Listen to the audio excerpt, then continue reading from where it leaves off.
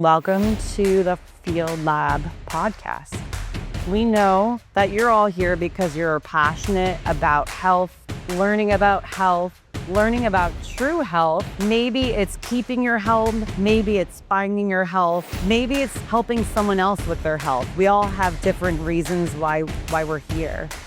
If you run a human day connected to a really good environment that's filled with light, water, magnetism, that's filled with love and community, that is how humans default to health. Peptides are being marketed as the ultimate solution to the human health crisis. Before, it was a pill for every ill. Now it's a peptide, whether you're well or unwell. Want to lose weight? Take a peptide. Struggling with recovery? Take a peptide. Want to reduce inflammation? Take a peptide. Want to tan? You guessed it. There's even a peptide for that. But is this right?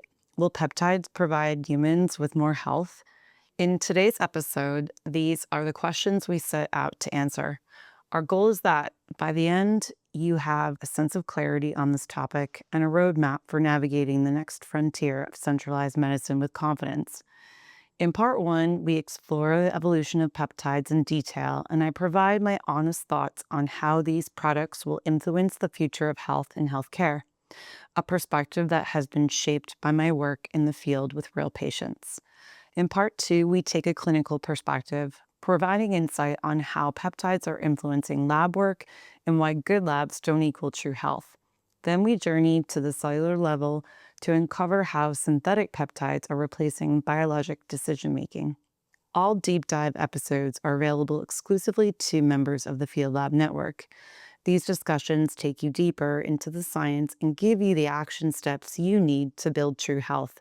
Membership also provides you with access to an entire ecosystem filled with courses, blogs, Q&As, and of course, community. To become a member, head over to the link in the show notes. Now let's dive into the episode. So I think it's finally time that we address the peptide message. We've kind of been putting it off for a little bit. I think just trying to figure out maybe the right way to communicate it to people and what context it belongs in. But I think we should explain that we saw Gary Brecka on the Megyn Kelly show kind of very nonchalantly recommending peptides as just the easy answer to Tanning. to something that's should be very human, and just very nonchalantly saying, if you can't tan, just use Milano-tan, and it's pretty much that simple, no consequences. So that was kind of startling. So we said we need to do this moment. So I think we should start with that being our context for stimulating the conversation. Yeah, I think, right. Every week, this has probably come up multiple times where we know that it's definitely a hot topic. It's what we hear quite often clinically, even just, that was actually a friend sending me the little snippet on I think a reel. And I think, everyone's curious. But then there's this sort of real deeper sense that like something's not very human about this situation. Like, Yeah. how is it that there can be a very casual conversation, obviously someone very well known then in kind of the functional medicine space, maybe now moving into a little more of the MAHA space. So it's good to pay attention to what's happening in social media. But then because every day, every week, like we now have patients casually asking us about peptides as well. And that's clearly something we've kind of held off on talking about because I think this is going to kind of open up the can of worms where, once you start talking about it, you kind of have to keep talking about it because I think peptides are just one of these moments of now that kind of tells us what is happening kind of broader Right. amongst humans, our culture, but like how we see it really the loss of human health. Like, why is it that everyone is so interested in this being like the solution to all of our health problems? This is what's been now kind of painted to the public that we're kind of moving beyond the pharma model. We're moving beyond the supplement model. Now it's like being embraced by all sides of this centralized health story. Right. It doesn't really fit either side of the equation. It's kind of Yeah, well, like now maybe actually it's fitting into the centralized exactly. medical model. It actually is quite revealing Hmm. the fact that both are not decentralized Hmm. at the core. Right. That really functional medicine isn't decentralized medicine. It is sort of this defining moment, at least to us, like Mhm. right how we see it. That I know we've been painting the picture of regular allopathic medicine, functional medicine, naturopathic medicine, like whatever that might look like, if you're of a centralized way of thinking, then peptides could make sense to you. Right. And I've seen it now across the board. I don't know if this is relevant to maybe start with how it came to be in my knowledge Right. set, that I think it's important to kind of reflect back and realize this is a really new conversation that even I've been having, even being on the more functional medicine side. The beginning of it for me was right before the pandemic, but it was used very much in the prescribing functional medicine space. That's where I first saw the beginnings of it. Hmm. And it was just like this is happening, interesting, what's going on there, but felt very gatekept, like this was not probably gonna be some major big thing. Right. And then it was within like a year that all of a sudden I had some like previous, supplement company people who were starting to emerge in the peptide space because now it was like, oh, anyone could offer these. Now it's under sort of more of the supplement side, so it doesn't have to be prescribed. That was 2020. Okay. So Not that long ago. not that long ago. And then really quickly has it become now kind of all the rage. And then now we're in the moment of because peptides have kind of gotten a weird moment where it was prescribable. Then there were some that were approved to be kind of more in the supplement side, direct access. Then there's been like an in between where you have to source it from outside the country, but as a person you could still source it. And then it kind of got locked down. Hmm. And then now we're in the moment of like it's now being discussed as like let's have this be accessible to everybody. Hmm. Everyone is going to need peptides for health and to be well. If we do not have this accessible to people, like we will not have human health. Like that's what Right. we've been told now. And I think because of that, everyone's now talking about it. It's like Hmm. it's there in social media. It's now in the conversations we're having with patients in the office. Like it's the conversation in the gym. It's the conversation amongst friend groups at a, dinner party. It's just everywhere. Right. And it moved from being a targeted solution to something you do proactively to optimize. Yeah, so that's the other thing Mm. is that, my first moment was actually the use of a GLP-1 kind of off-label for a patient who was going to a functional medicine doctor, an endocrinologist in New York, and they had prescribed it to this patient for really for weight loss. Mhm. Now again, I think back to that time, it was the first moment that I realized like, what is this? And then I didn't really pay attention to it, except for the fact that within 2 months, the patient came back and had lost a ridiculous amount of weight. And that was when I stepped back and thought, something's like, I need to understand what's happening here. Right. Because clearly that didn't make sense in a normal human experience. Like you're not taking something and it's melting you away Right. in a few months. Mhm. And And interestingly, like that was a patient who I realized like wasn't really interested in health because once like she had actually rebuilt herself, her health biophysically, and her body wasn't ready to mobilize fat mass at that moment. Mhm. But then she took the drug, it melted the fat away and the rest of her away. And then that was it. She was actually just happy with the weight loss. And then interestingly, it didn't ever come back. Right. That was sort of a red flag moment to me that, what do these peptides represent? It's sort of magic, right? Where we Yeah.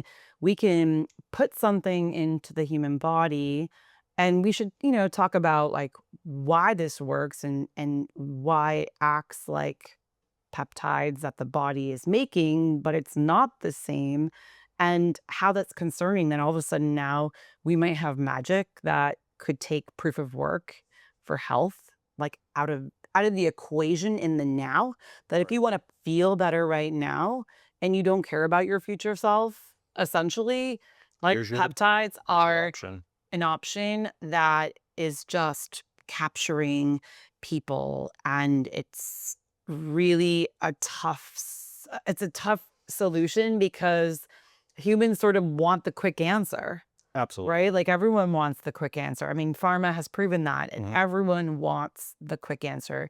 We want to feel better now.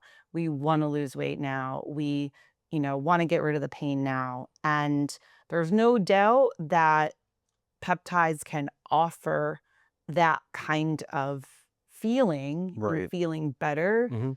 But then what does that mean? Like we know intuitively as humans, you cannot lose weight that quickly without some magic or some heroic measure.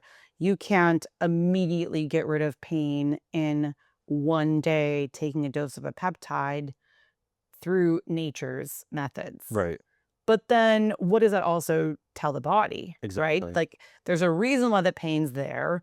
And that's something that from a biophysics standpoint, you can start learning and understanding how to correct it.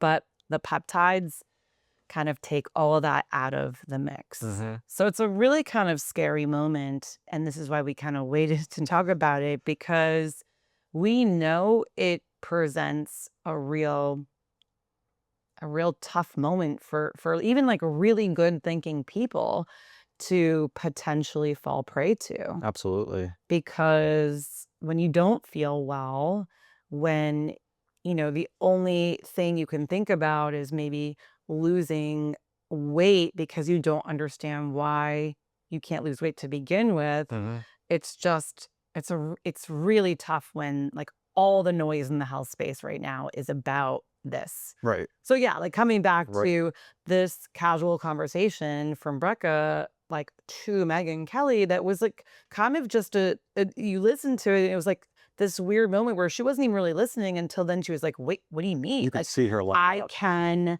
actually get a tan by taking a peptide, Mhm. and I don't have to do any work to Right. get it, because she was sort of thinking about herself as like Mm. I don't want to be pasty white on camera. Right. And he sort of said it so nonchalantly, and then they snipped it out and threw it up on social media, and I'm sure that it probably got a bazillion likes. 100%. And then that's, I kind of, over these last few weeks, like there have been some other podcasts that have brought patients asking questions about theirs. And then when you go back and you look at like how many views these peptide podcasts have gotten, and compared to some of these people who are doing regular podcasts, like it's so much more traction. Like it's Mhm. gaining so many more views, so much more interest. So we know it's super relevant. Absolutely. Yeah, that we have to talk about it. And I'm sure this will be one of many conversations. Definitely. But I think it's good to kind of set the scene of like a little bit of the history. Mhm. Why is it that it's so interesting to people right now? Why is it so confusing? And it's really because it has such a short history of like regular people Mhm. talking about it. The problem is medicine, like, oh, there's a lot of safety and usage. Like, for example, the GLP-1 class, certainly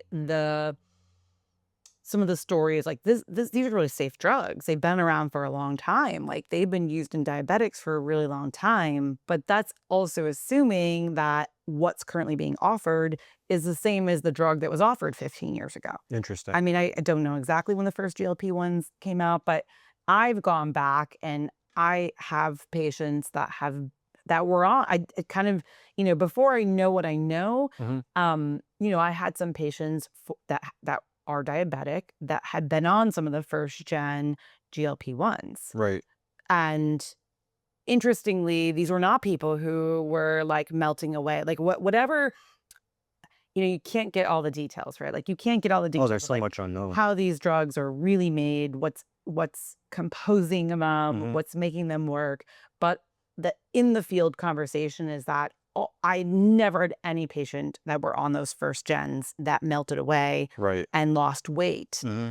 as this current set of drugs is offering. And then now they're doing more than just that. They're not just doing GLP, now this next like Retta, like there's kind of this third gen, which is doing multiple things. I think that's what's the story of peptides is that clearly those first gens worked to some degree, but probably worked to some degree 15 years ago before maybe someone's actual cell function was destroyed. Right. That's a Now different human. that's a whole different human. So 15 years later, Mhm. now you have to give a little stronger drug. Right. And they're preparing for needing the stronger drug. Like these peptides can be advanced continuously to Mhm. meet the need of the changing human health. That is hopefully, if you're following along, like you're following along our story of saying, okay, the 2026 human is not the same as the human from two, 10 years ago or the one from 10 years before that.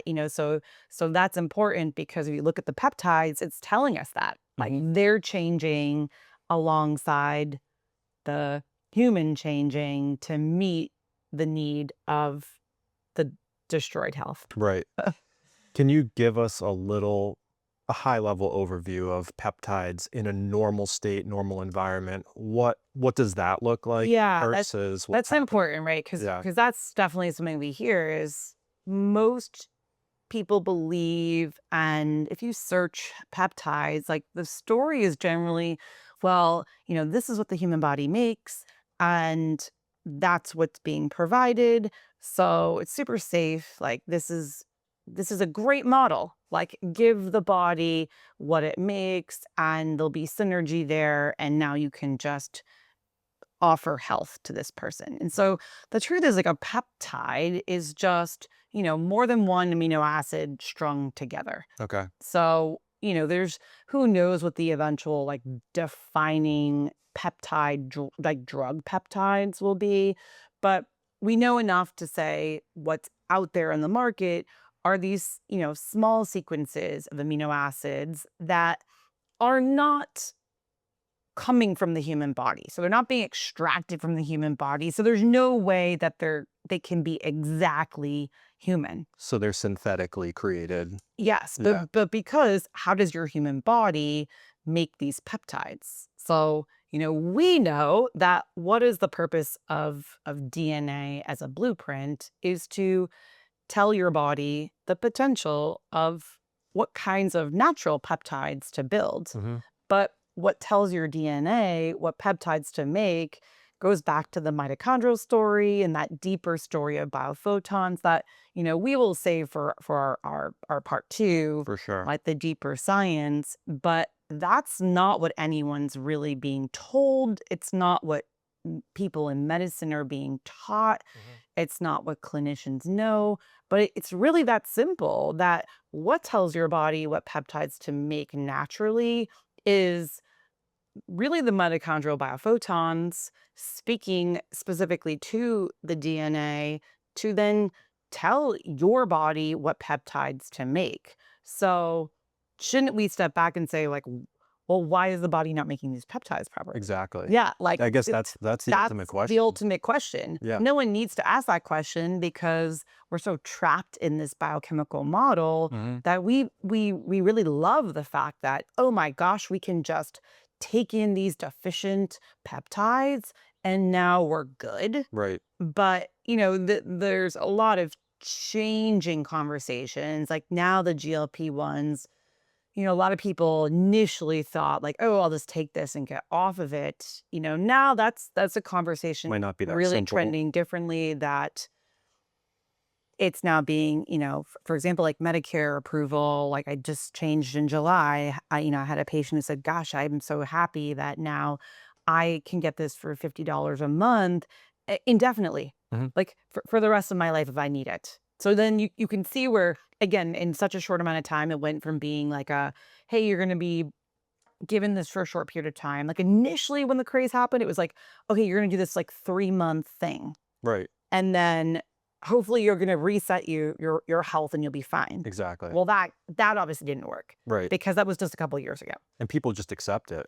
So now they accept it, Mhm. and a lot of them are fine with it because if that Guess was a they're good getting the example. If it's results. only $50 a month, perfect. I don't even need to worry about this Right. because I can afford that, Mhm. and now I'll have that for the rest of my life for health. Yeah. Which is just really scary again when you come back and realize, okay, well, what are we saying here? I mean, the big story is if your body's not making that peptide, it's probably not making that peptide for a reason. Yeah, so that's a decision point, For not by the your body body. in response Exactly. to your environment, right? Exactly. Okay. So then that is like number one thing to think about with your own personal context. Mhm. So if you take a peptide and you get a certain result, you have to really step back and ask yourself, well, first of all, why did that work? Mhm. And then why was my body not doing that mechanism naturally? Right.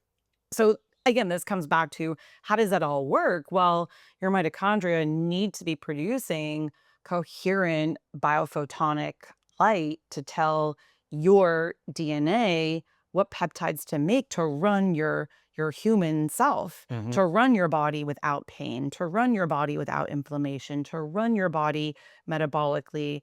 And when you understand those pieces, it just says, huh, you're not making the proper light to tell your POMC system Mhm. how to run your human self. Because a lot of this does go back really to like the leptin, melanocortin, the POMC system, like at the heart. Mhm. That's the GLP-1 story. That's a lot of what we're actually talking about when we're talking about the major peptides that are being used because it's pain, it's inflammation, it's metabolism. And that's again like super scary because the answer is right there, Mhm. but it's the one that centralized medicine has done a really good job making sure nobody knows that your cells are run on light. Exactly. Yeah, and that palm sees what makes us human. Yes, and that you need the light, the water, the magnetism within your mitochondria to make sure that your DNA can make peptides Mhm. to keep your metabolism running. Right. And it's really unfortunate because this does need to be a conversation that can get to the average person so they can make an educated decision on, oh, that's what's happening. I can rebuild my day to then actually make my own peptides. Because, probably one cautious remark is if your body makes it, you probably should not take it. Mhm. Now, there's probably some minor exceptions to the rule, like, could an 80-year-old man who really needs to get by, like, do okay on some testosterone? I mean, like, arguably, probably. Right. Like, I mean, we're not gonna be, like, black and white here. Like, that's a very specific context. Mhm. But really, most people throughout their entire life, like, I'm just thinking, like, is that really always is does that is there more pro than con in that maybe specific situation? But you need to know the biophysics to understand that, Exactly. to make that trade-off. Exactly. Right. Where that is just not happening for Yeah. anyone Mhm. because who's telling patients to take these? I mean, because this is the thing. A lot of people are just able to do this on their own. So Exactly. most of our patients, they're kind of doing this on their own. Yeah. Some of the GLP-1s are now being more medically monitored. And then I think this is where it's going now. There's no way medicine isn't going to grab hold of this to make sure it's being monitored by medicine and that the money is infused into medicine. And I think it'll fit right into the AI future because it's so easy to protocol Plug your and play. yeah, it's Yeah. just So like, now all of a "You got sudden an you've got, issue?" oh, well, here's your stack of peptide. Right. If you've got this, and this, which, will be probably elucidated by all these now, self-pay labs. So now Exactly. you've got, Function Health. It's going to tell you which peptides will fix your biochemical problems. Mhm. And again, like you could follow that model and see improvement, but that will keep you trapped to basically being a mechanistic machine. Right. And that could give you better labs, but it actually won't get you more health. And it's stealing time. It just has to be. Yeah. So then, I mean, like how, and this is a deeper, if you're somebody listening to us for the first time, like when we say stealing time, we're meaning like actually Like, stealing from a physics perspective. time within you. But Mhm. you're a human, you are ultimately built on time. And flow of time is really determining like your reality, like in this physical state. But the only way that this could be working how we see it is that it has to be stealing time from your future self, Mhm. which is your future health. Exactly. Now, there are, kind of those in the space that are saying like, okay, well, in the biophysics based, decentralized health space saying this is going to be a really troubling experiment that now, like, especially with the most popular peptide is absolutely the GLP-1 drugs. Exactly. So right now it's it's so popularized that we are going to see an interesting human experiment. We're already seeing it. So Mhm. that's the other concern is that the amount of complications that I've seen on GLP-1s is is really concerning that it's happening so quickly. Mhm. But it does appear, and this comes back to, well, if you're the person taking a peptide, how do you know what kind of biophotons that your cells are producing? Exactly. And maybe your liver cell is producing a different biophoton than your kidney cell. Like you don't know what's happening inside your body, but we do know when there's disease or health decline, those cells are not producing biophotons of coherent light. Right. They're producing broader, wider spectrum purposely to then signal stress Mhm. to the DNA. So that way, actually, maybe you can produce other peptides to run the cell stress state. Right. Like, I mean, ultimately, that's what the body's trying to do. Mhm. Now, again, like you can't run in that chaos forever and still have health, which is why, most people then are having symptoms. Exactly. But if you put in a peptide, whether or not you perceive it as being good or bad, that's what we'll have patients say is like, well, if it's acting like my regular peptides, like how could that be a bad thing? Mhm. But then you don't know what's telling that synthetic peptide what to do Right. in any given cell. Hmm.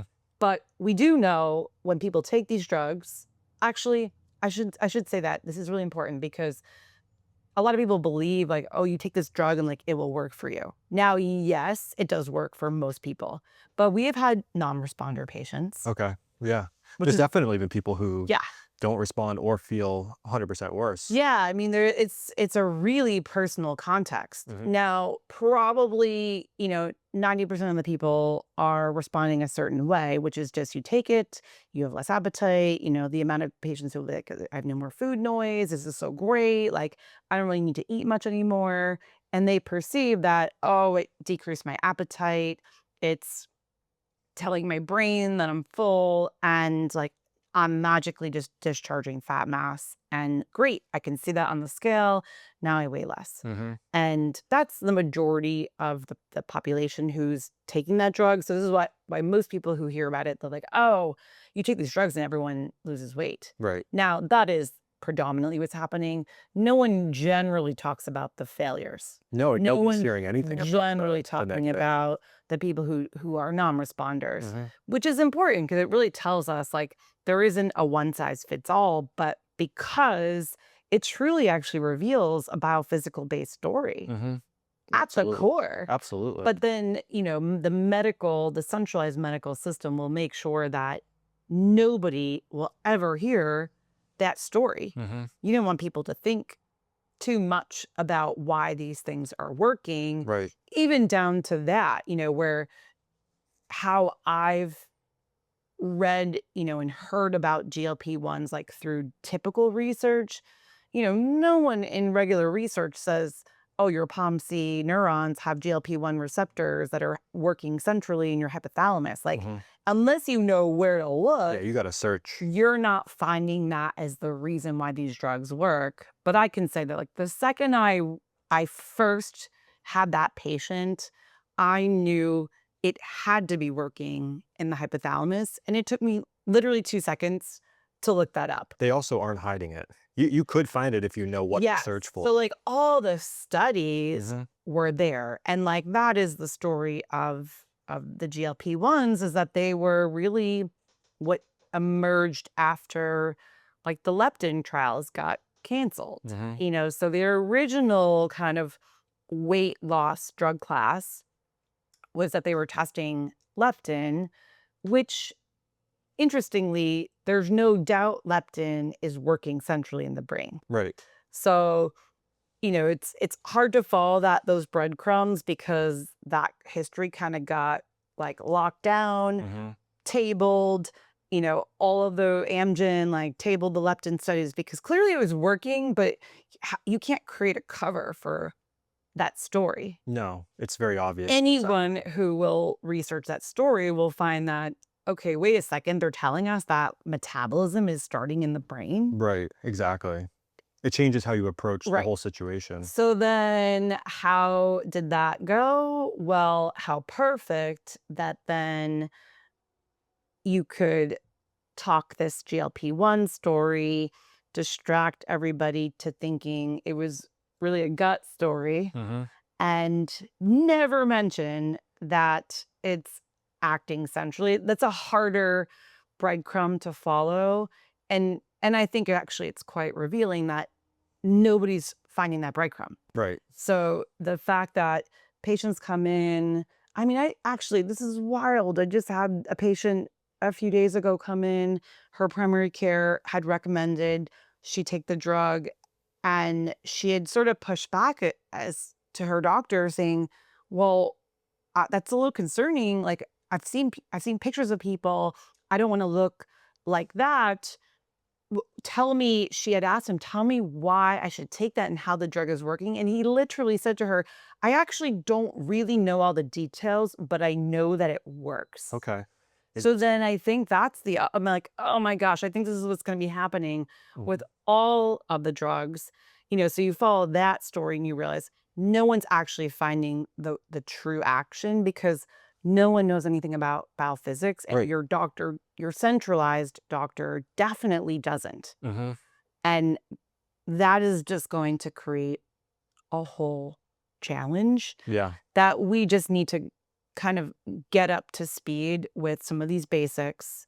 I think it's as important to kind of set the tone of when you see an Instagram Mm-hmm. reel, when you have maybe your doctor tell you to take one of these peptides, that's what's going to be happening. Because now, like the This is the the future. GLP-1 offering by literally every specialty in medicine Mm-hmm. to a patient is going to be the new wave. The Right. next thing is going to be, oh, here's the peptide for anti-inflammatory. Here's the peptide for your liver. Here's your peptide for your kidney. And these are going to be offered as like a safe solution instead of your pharma that people are starting to get apprehensive about. Mm-hmm. So it's a perfect playbook of the centralized model, kind of knowing that people are a little bit tapped out Right. on the old way. Yeah. So how perfect that we really sped up this quick solution Mm-hmm. that is gaining a lot of traction because it's very obvious that it's doing something. Right. You can lose weight. The other major classes of peptides are the ones that are being used to kill inflammation and pain. And it no doubt works, but it works because of the broken body, not and literally because then it's pulling time and redox potential to run your body in the short term. Mm-hmm. But if you don't get the body working back again, reload your redox potential, reload your battery, you will just drain your health battery from your future self. And we don't know what that's going to look like. Right. You might feel better today, but ultimately it it should only if you're choosing, because we're not saying like don't, if you want to choose to do it, choose to do it. Right. But it But should be informed consent. somebody should be giving you informed consent Mhm. that this is what you're choosing, because we've had patients now that will come in and they'll say to me, look, I could not function. Right. I have this one patient, he found his own stack of peptides. He could barely function. He was in chronic inflammatory, chronic pain situation every single day. And the second he started taking his stack, like literally the next day, he felt Felt better. normal. He had bought 3 months worth. He was waiting to get in for his first visit with me. Like, we were able to have this conversation. I think he was, like, a couple months into it, and he was just like, "It's no doubt working." Mm-hmm. Now, we had that conversation at that visit, and he kinda sat back and was like, "I I wish somebody had described it to me this way, Right. because maybe I still would have chosen to do it, but I would have then chosen on day one to restore my mitochondrial biophoton production, Mm-hmm. to restore my magnetism within my ATPase. Like I would have worked to do that. Now, granted, we got him there and he's somebody beginning the journey, but that's the informed consent that's missing, that is really like medical malpractice. Absolutely. And but then if you don't know, you don't know. So now you 100%. have an entire centralized system offering these peptides, but then I'm sure it will be that anyone will have access to them. I'm sure there'll be a kind of locked down method, and if your insurance company pays for it, of course you're going to use your, like, it's how perfect. Like, Right. they'll make sure they're the ones making the money, Mm-hmm. and that's gonna keep a pretty locked down situation within medicine. Yeah. But then I'm sure anyone's gonna be able to have access to these peptides, Mm-hmm. probably just for more money. Right. But then who's gonna give them informed consent? Exactly. And I mean, it's hopefully they're gonna, like, we're trying to make very shareable content for, even if this sounds foreign, even if this sounds crazy to you, like, I wish we were making this up, because it does sound crazy, and it's really concerning that now we just are seeing it everywhere. absolutely. And it's a weird moment because everybody's on the same page. So it's the doctors, the influencers, everybody's getting the same message, which I think speaks to the need for people to decentralize themselves and extract their health from the system, because these are not people who are going to give you the biophysics story unless they're definitely not. You have to teach it to yourself. Yeah, it's Yeah. a real moment of like seeing the centralization of human health kind of play out. And now everyone is sort of unified by this centralized way of thinking, Mhm. and okay with this band-aid approach, seeing it as similar to self. Right. And we definitely know it's not the same as self. Mhm. And then even more importantly, though, even if it was literally the same as self, what is that cell doing to tell that peptide like what to do? What kind of light is then being programmed by that cell to tell that peptide what to do? Mhm.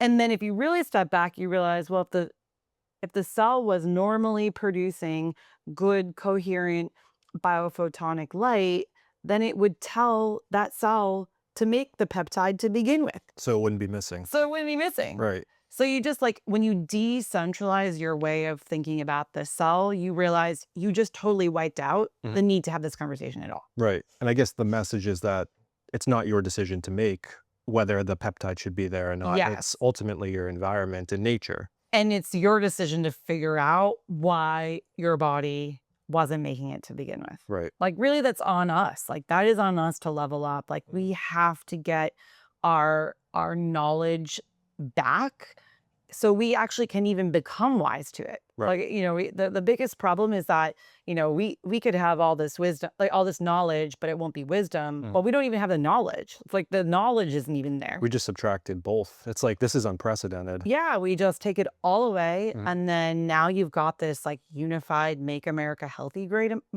that's the concerning moment. part, because now the government is supporting this whatever this future that they want. Is. Yeah. And then you've got, people who are feeling the hope around that. It's a weird moment where now you kind of have this everyone on all the sides again are kind of agreeing because the reality is, as we always say, the real problem is, human health is destroyed. Absolutely. That is the unified story, but it only can be gained back. We can only restore human health if you understand like decentralized networks of nature. Right. Should we end there? I think we should end there. 'Cause, yeah, I mean, I think what we should do is we're really looking for feedback and questions and Mhm. conversations. We hope that this can start that thinking for people. Yeah. So hopefully, give us feedback so we can then move forward Yeah. because we definitely know this will not be our last peptide conversation, but hopefully it's the beginning of really starting to think about them differently. And I think part 2 will be a little bit of a deeper dive into. Yeah, we really need to talk about because if you're considering peptides or have wanted to understand peptides, Or if you took them. or if you took them, like, this is the stuff that we're gonna deep dive about. It's probably, it's the stuff that could get you censored, I guess. Exactly. So like we're not gonna talk about it in this space. I think it's important to talk about it though. So that will be our deep dive. Okay. So normal labs don't necessarily indicate normal health. And taking something to normalize your lab isn't health. True health. We're so taught to think that, humans have no energy. Like if you have fatigue, you have no energy. Broken. And, Yeah, the Yeah. problem is you have tons of energy in your system. too much to spare. It's just this is working exactly as it was intended to work to then mimic proof of work, an output of what human proof of work would be providing, but then you throw in this magical peptide without actually having to do human work, and it will feed back and confuse a system. But I think you're totally right that what this really tells us is that human health is the default state. Right. And it can still be, we can restore that. All we really have to do is learn the story that is kind of proximal to Yeah. what these peptides are telling us so we actually can be humans again. Exactly.